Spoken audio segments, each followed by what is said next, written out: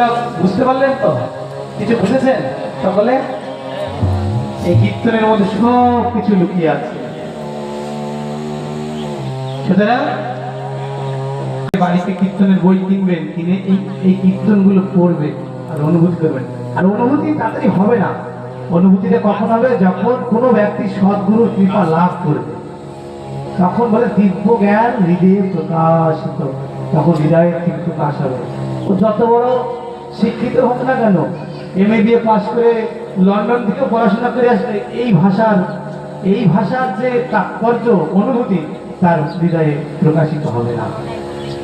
আর মূর্খের কাছে অনুভূতি হবে যদি কৃষ্ণ ভক্ত কেউ ভক্তিকে লাভ করতে পারে, তখন তার হৃদয়ের থেকে অটোমেটিক। যাই হোক, আমাদের ভোগারতি হবে এখনই।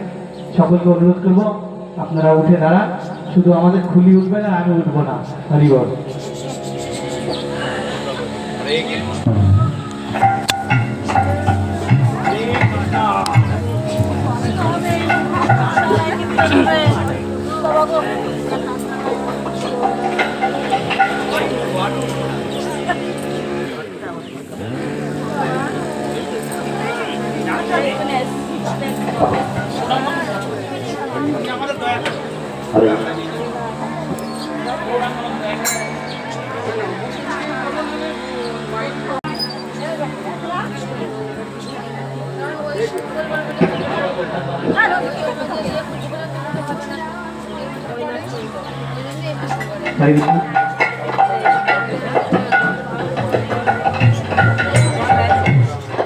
भज